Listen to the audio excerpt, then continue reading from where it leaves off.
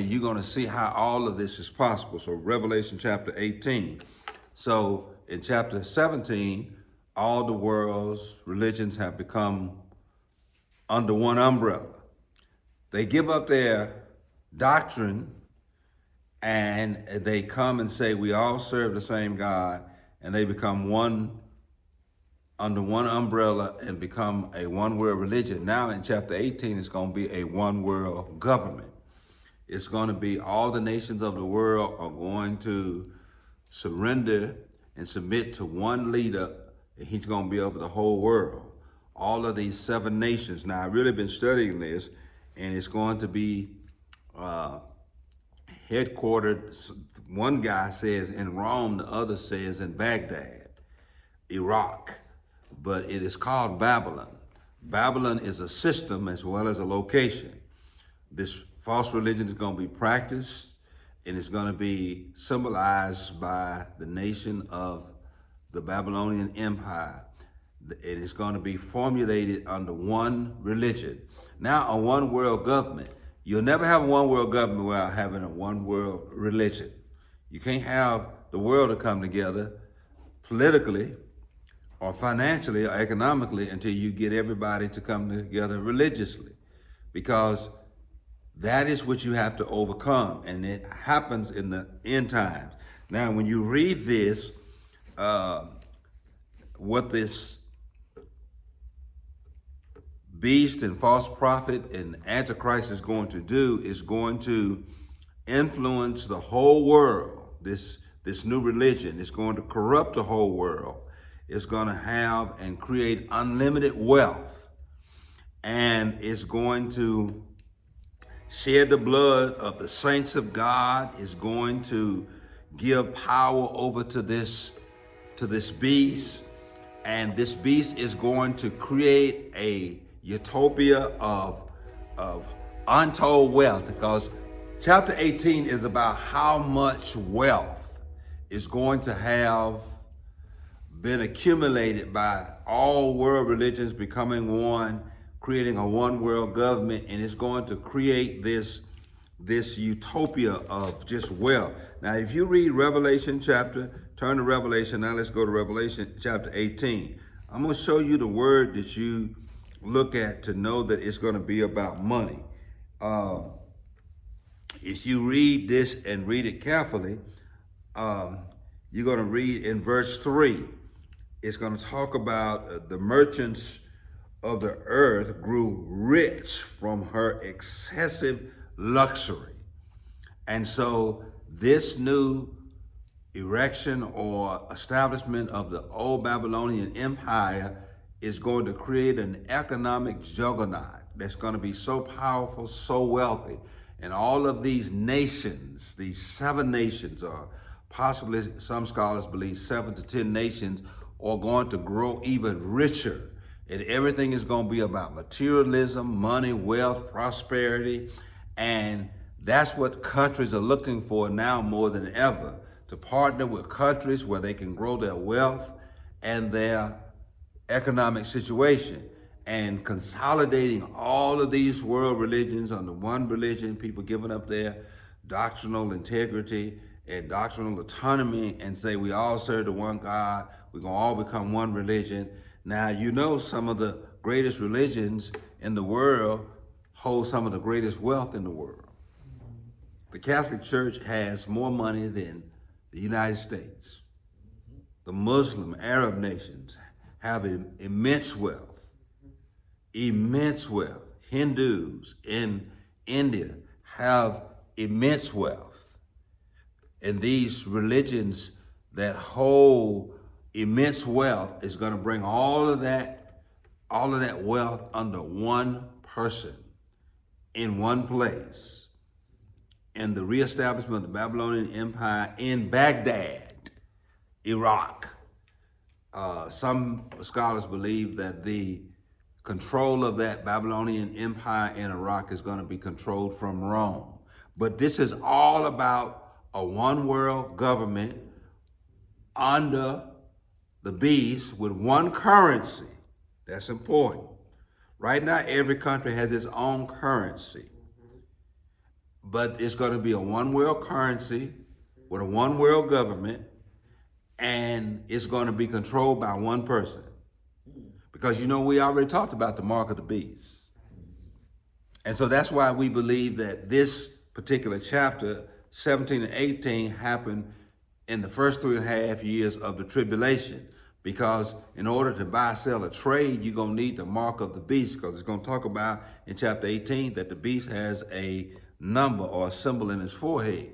So by this time, this consolidation, this reestablishment of the Babylonian Empire ran in Baghdad, Iraq, is going to have such economic power. It's going to have such economic influence. And look at what verse 3 says. The merchants of the earth grew rich from her excessive luxury or her excessive wealth. And when it talks about her, it's talking about the reestablishment of the Babylonian Empire. In your translations, it says that she's a prostitute. Other translations, it says she's a harlot, but she commits adultery. And so this is a nation, and the Bible gives her a feminine gender description, and that's why it says her. And it talks about committing adultery, because the nations of the world is going to commit adultery with her, because they're supposed to have allegiance to God and be married to God. And so the nations of the earth are going to get more and more wealthy. And we know that this probably happened 3.5 years. So the book is not in chronological order. The chapters are not in chronological order. This has already happened, because now this mark of the beast, you have to have it in order to be able to buy, sell, and trade. But these countries are going to surrender under this new world order, under the beast, because they're going to financially prosper and they're going to be wealthy. They're going to be made rich from the excessive wealth from all of these countries coming together, getting a one world currency. And just imagine all of the countries of the world, the European Union, all the countries of the West, all the countries of the East, all the countries of the Middle East, which is Northern Africa, and then of Asia and Africa, huh? Everybody has a different currency. Everybody has a different currency. Nobody has. The number one currency used in the world is the American dollar. Yeah, they change your money over. Yeah. Yeah, but at this time, everything gonna be one currency. Your money is more than. Yeah, it just depends on the country. It just depends on the country. Sometimes in every country, the dollar is worth more than any currency in the world. Mm-hmm. But by this time, it's gonna be but one, and we don't know whether it's gonna be the dollar. It probably won't be the dollar. It'll be another currency, because they're trying to create another currency right now with the European Union, with the Arabs or Saudi Arabia. But Trump said we ain't having that. And so it's going to be like, it's just going to be, imagine all of the silver, the gold, the oil, all of the world's resources and minerals, all of this given to one person. And then this one person is going to say, who can buy, sell, and trade? All the resources that we need to fuel the world is in Africa.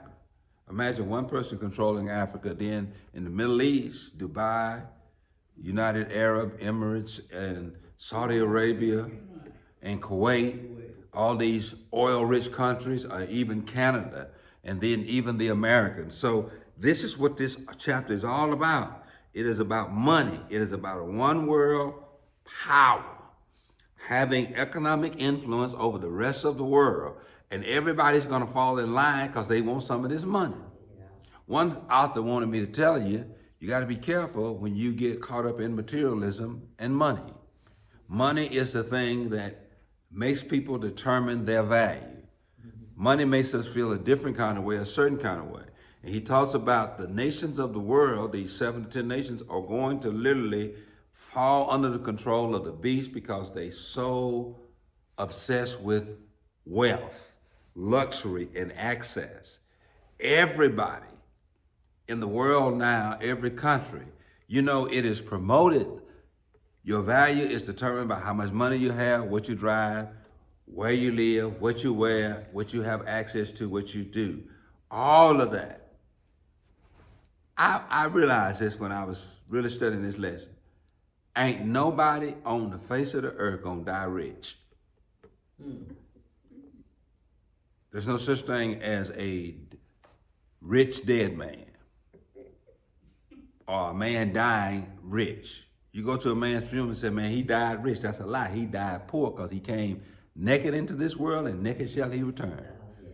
Because money means nothing in this. It's all when you're dead. When you're dead.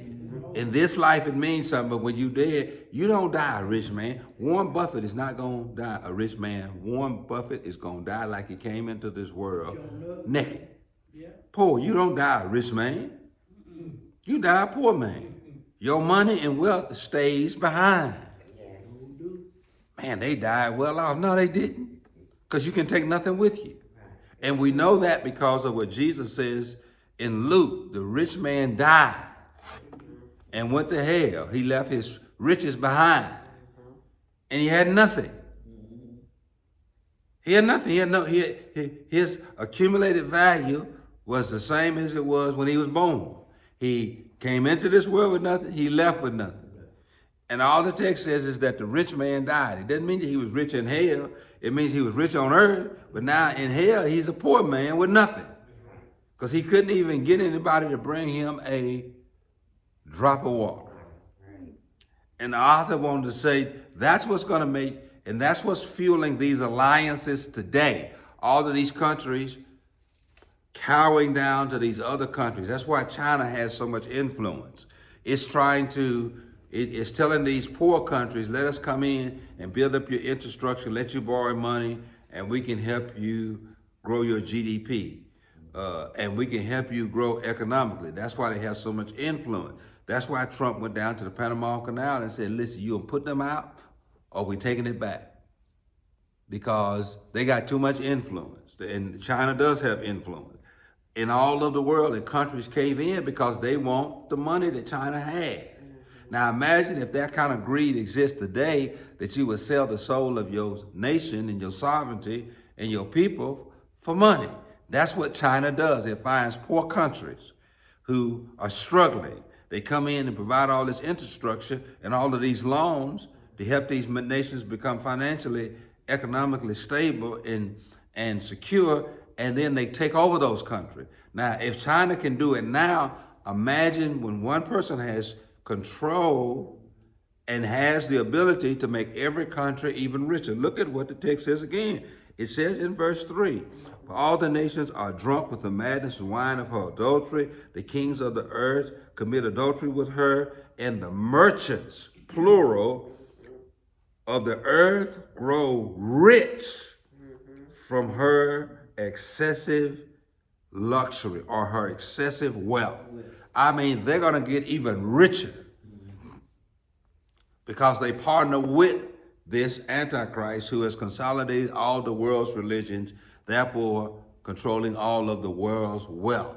The Catholic Church is the richest organization in the world. No country on the earth has as much money as the Vatican. The Vatican is a small city. Huh?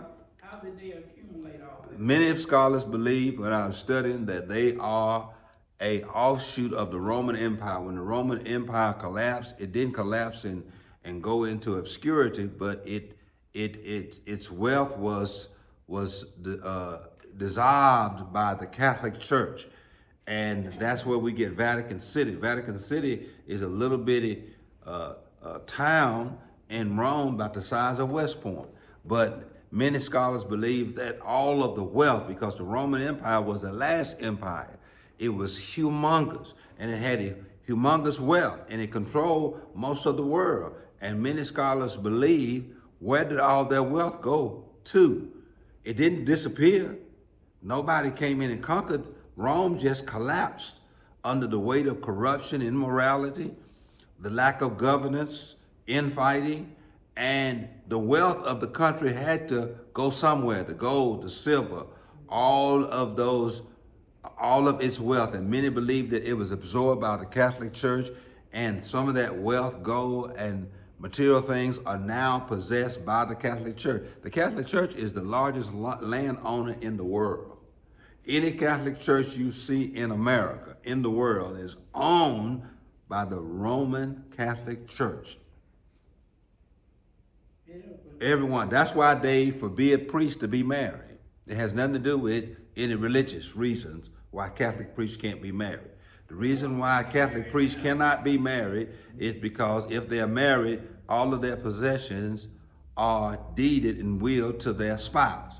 And so the Catholic Church knew that, and so they forbid priests to be married because they wanted the priest to give his life to the church, and if he's celibate, all of his possessions goes back to the church. He owns nothing his entire life. That's why they started forbidding priests to marry. It had nothing to do with anything religious. Because we know if they are going after the example of Peter, and they said Peter is the first pope, we know that Peter was married because Jesus healed his mother-in-law. So the first pope was Peter. That's what they say. After Pope Jerome, then Pope Jerome, one of the first popes of the Catholic Church, and early popes were married. Popes didn't start getting vow of celibacy until they realized that these popes, if they're married, their wives get their property and they inherit whatever they leave behind in their estates. And the Catholic Church is so corrupt, they said you can no longer be married. You can't have children. That's why they forbid priests to get married. It has nothing to do with anything religious, because it didn't start out like that. They knew Peter was married because Jesus was in his house and his mother-in-law got a fever and Jesus healed him. So the first pope, they know that historically that the first pope was married. But that didn't happen until later on in probably the 11th or 12th, 13th or 14th or 15th century that they started forbidding popes from being married. But that's not how it started out. But the Catholic Church has accumulated so much wealth. Any Catholic church you see anywhere in the world is owned by the Catholic Church headquartered in Rome, in the Vatican. The Vatican is a city, it's a country. One of the wealthiest countries in the world. And so when the Antichrist and the beast consolidate all of these world religions, Islam, Hinduism, Christianity, and then all of the many religions in Africa, in Asia, all of these people are going to become religious, not spiritual, but religious. All of that wealth comes with it. And so it's going to have immense power. You know, the one thing that keeps the world from becoming one is religion. Okay, so if you eliminate the one thing that keeps the world from becoming one and unified and having peace, you know why there's no peace in the Middle East, because of religion. That's why there's no peace in the Middle East.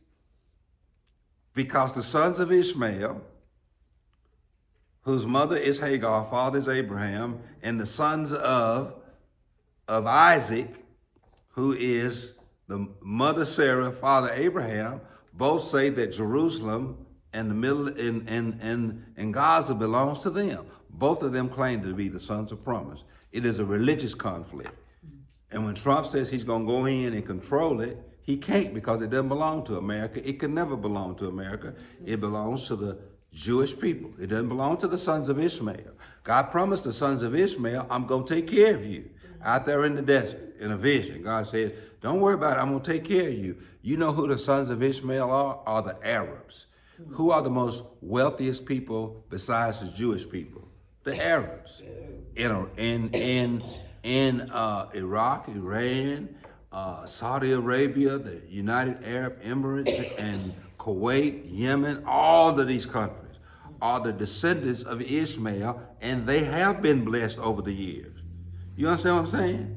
So God has kept his promise to the descendants of Ishmael, took care of Ishmael. But he's also took care of Isaac, and the land belongs to them. He never promised the land of Israel, the land of Canaan, to the descendants of Ishmael, but to the descendants of Isaac. That's the reason why they believe in Abraham, Isaac, and Jacob. So you get what I'm saying? And so, but it has caused a religious conflict. And even among the Muslims, they have religious conflicts.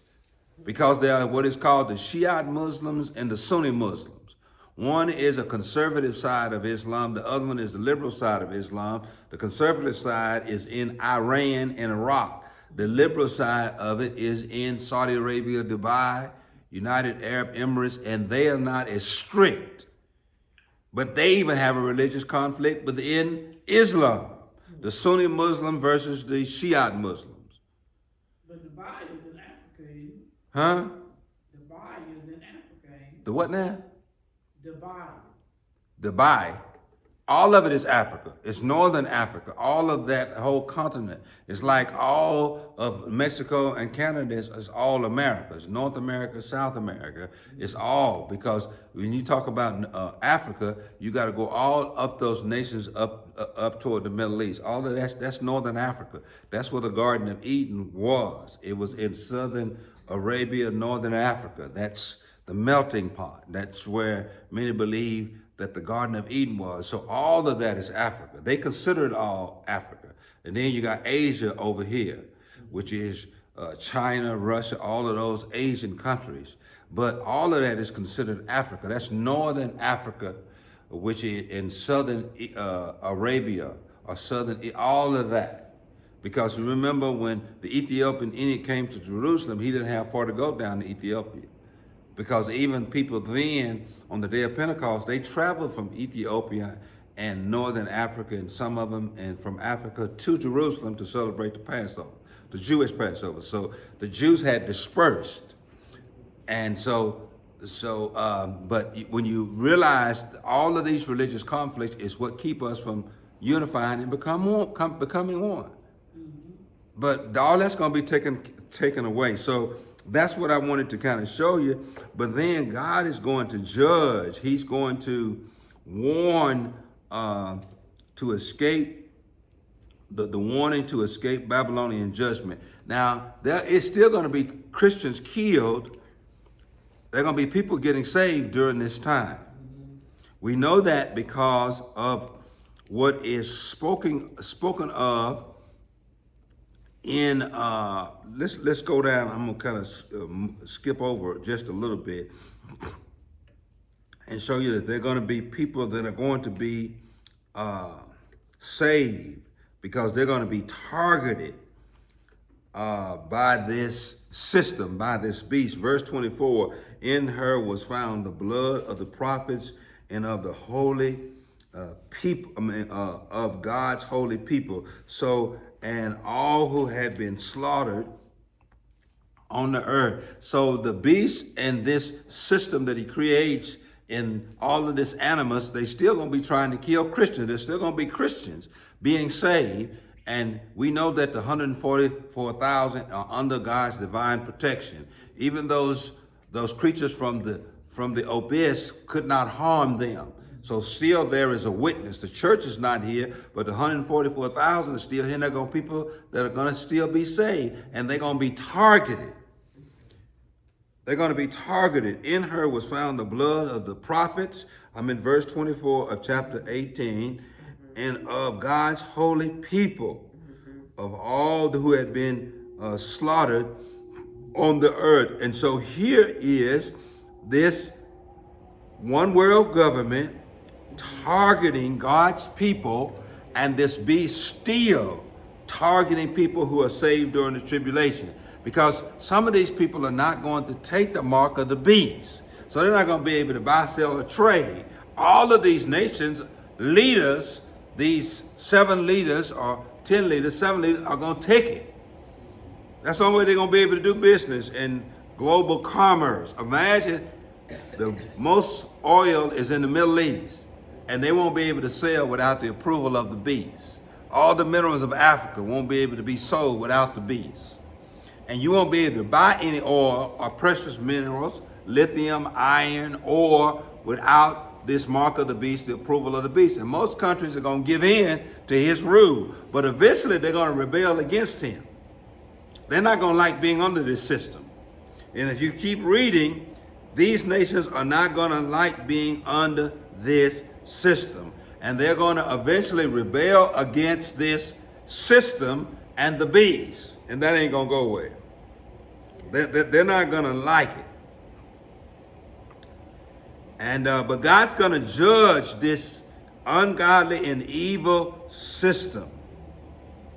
If you start reading around verse 4, and I heard another voice from heaven says, come out of her, my people.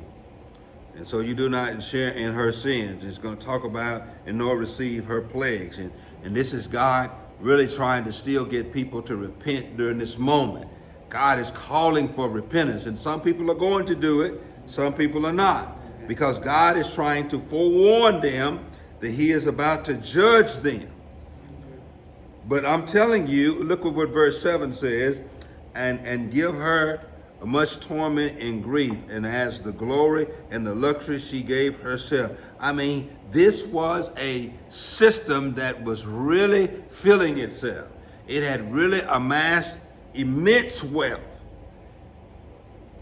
Immense wealth. This particular corrupt system, Babylonian system, located in Baghdad, many scholars believe judged from ran from Rome. But God is saying that judgment is coming. He's fixing to judge this beast, this evil system. God is about to destroy it. Now, if you get to verse 9, we're finna see God dismantle this system that is running the world. It has a one-world religion. Now it has a one-world order. Now, this is not hard to conceptualize because the European Union is right now a consolidation of 10 nations, and they have the euro. They are already under one world currency. Poland and all of these European nations decided to have one currency, be under one order. And so eventually the whole world, but then God's going to judge this. When the kings of the earth, in verse 9 of chapter 18, when the kings of the earth commit adultery with her and share in her luxury, and see the smoke of her burning, they will weep and mourn over her, terrified of her torture. They will stand afar off and say, woe, woe to you, great city, you great Babylon. In an hour, your doom has come. In other words, they're going to see this system, this one world order collapse. They're going to see it completely dissolve because of the judgment of God. And they're going to, what the scripture said, they're going to weep and mourn over her. Terrified that the God has decided to judge this evil system, this one world government. God has chosen to dismantle it. Now, verse 11 is going to be very telling because it says the merchants of the earth will weep and mourn over her because no one can buy their cargo anymore. Their cargo of gold, silver, precious stones, pearls, fine linen, silk, scarlet cloths, and wood and articles of all kinds, ivory, costly wood, bronze, iron, marble, the cargo of spices and cinnamon and incense and myrrh, frankincense, olive oil, fine flour, wheat, cattle, sheep, horses, carriages, humans being sold as slaves. When this system of Babylon, this one world order collapses, it's going to collapse the world economy. And it lists all the things that this one world government controls. And it starts in chapter 18, verse 11. It really starts talking about the cargo. It controls everything. And all these 10 nations, and these 7 kings over these 7 nations are they're going to be just overwhelmed and mourn and weep that this great economic power has fallen because of the judgment of God. You see that? Y'all still with me? Yes. And so this beast of this Babylonian empire, this system, this one world government will have absolute power over all commerce, all finances, and all resources. But they're going to eventually collapse. And they will say, the fruit you long is gone far from you. All her luxury and splendor is vanished, never to be recovered. God is going to decimate this one world order, this one world system, this one world religion. God is going to bring judgment and he's going to destroy it. The world will collapse into economic calamity as though the world has never seen. One person controlling everything, and it's not going to be by war, conquest, or the Babylonian Empire being seized by a foreign adversary. God from heaven is going to collapse this system. And everybody depending upon this system for their economic power and strength, they're going to see Babylon fall. They're going to they're going to hitch all their horses to the wrong cart. And God it's going to cause an economic collapse as if though the world had never seen. Because of the judgment of God. So if you keep reading. And the merchant who sold their things and gained their wealth from her will stand from afar off, terrified at her torture. You see what I'm saying? And weep and mourn. And they're going to say, woe, woe, the great city, dressed in fine linen, purple, scarlet, glittering with gold, precious stones and pearls. In 1 hour, such great wealth has been brought to ruins. Now, we don't know what that in 1 hour, but it's going to be in a quick amount of time. This whole system is going to collapse. And then it says, every sea captain who traveled by ship, every sailor, and all who had earned a living from the sea will stand afar off and see the smoke burning of her. And they will exclaim, was there ever a city like the great city? And they will throw dust on their heads, weeping and mourning, crying out, woe to the great city, where all the ships who had on the sea had become rich through her wealth. In 1 hour she has been brought to ruins. The world is going to be devastated that they had put all their eggs in one basket. And they had sworn allegiance to this beast and to this system and thought that it was greater than God. It's going to be kind of like God bringing down Nebuchadnezzar and the Babylonian Empire in the Old Testament. He thought he had built this great empire. God brought him down first. And then the empire eventually failed. The Medo-Persian Empire came and conquered the city. But this is from heaven. God is going to come and dismantle this system. And all of these countries who had sworn allegiance to this beast and had gotten rich and wealthy, and this system that they thought was in perfect control by this perfect being they thought is going to collapse, and it's going to be wiped from the face of the earth. And the people on earth is going to speak in verse 19, and they're going to say, woe to the great city. All who had ships on the sea had become rich through her wealth. They're going to realize that she wasn't as great as she thought she was. But then those who are in heaven finna look down at this great city, and they gonna say something different in verse 20. They gonna rejoice over her. You heavens, rejoice the people of God. Rejoice the apostles and the prophets who have judged her. And she is imposed on you. God is going to deal with this one world government, this one world religion. God's going to dismantle it. And the people on the world, they're going to be so terrified with mourning and weeping. But those who are in heaven, who sees God judging this evil system of one world religion, one world government, God going to dismantle it. He's going to cause it economic collapse as if the world has never seen before.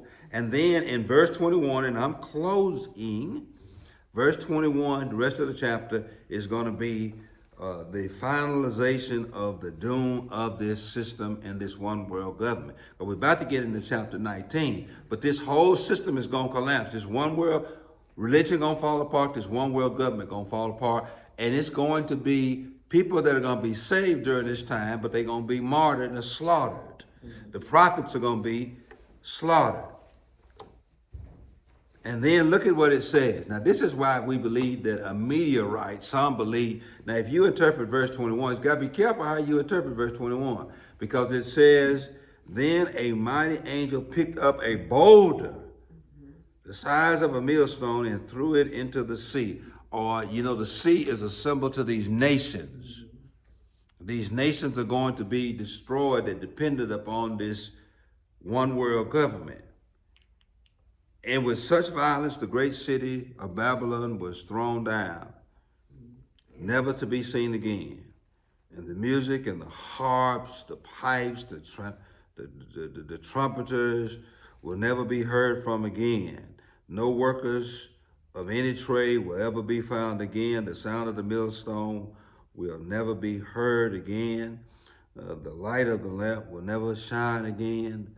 The voice of the bridegroom and the bride will never be heard again. The merchants who were the world's important people, and by the magic spell of all the nations, were led astray.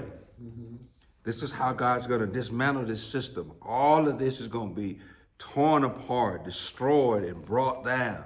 In her was found the blood of the prophets and God's holy people that they had slaughtered on the earth.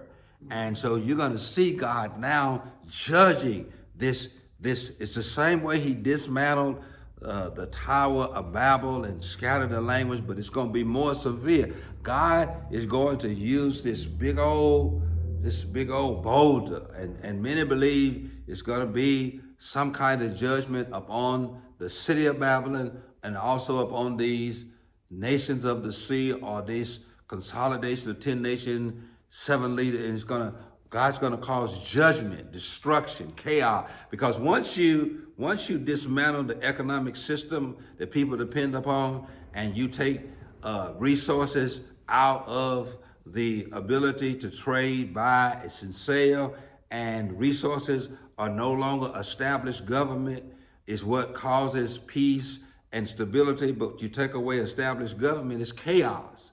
It's going to be kind of like the Book of Eli. Y'all seen the Book of Eli with Denzel Washington? Society going to be like that. Whereas there's no order, there's no peace, there's no centralized government. And so that's what's going to happen. And then when we get into chapter 19, I'm not going to get into it today, but you understand what I'm saying? So it's not hard to believe that this is possible, especially in the world we live in now. We ain't far from it. The 10 nations, these 7 leaders, because it's really not but about 10 nations that have any significant influence now. And it ain't about really 7 leaders that really have global influence now. We're not far from this. Y'all got any questions that make sense to you? But we won't be here for this. Right. That's the good part. That's the good part. We're going to be the ones rejoicing from heaven that God has judged this evil one world religion and this evil one world system, and he's about to judge the beast, the false prophet, and the Antichrist. See, one is going to have religious power, and the other one's going to have political and economic power. All this stuff, but you have to have religious power over the whole world, political power over the whole world, and economic power. All of that is going to be controlled by one person, which is described in the text, the beast.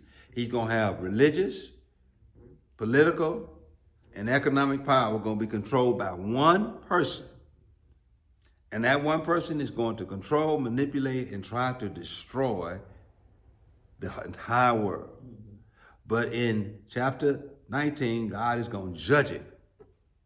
He's going to dismantle that system. And when you get to chapter 19, it's probably one of the most interesting chapters, because then God is going to judge. Because we're not far from chapter 20 and 21. We're just about finished. But you see how things are wrapping up. Okay, 40 years ago, the people who wrote and studied and read Revelation, they didn't understand it. We can understand it now. We close to it. We are closer to this coming to pass. Everything is in play. There could be a world leader rise again. One world religion right now. At the National Cathedral in Washington on Trump's inauguration day, the day after, all those different religious leaders were sitting in the National Cathedral as if though all religions were one. There wasn't but one God and one religion. That's not a good thing. We have to maintain our autonomy because we believe the only way to salvation is through Jesus Christ. That's right. We believe that Jesus Christ is more than just a man.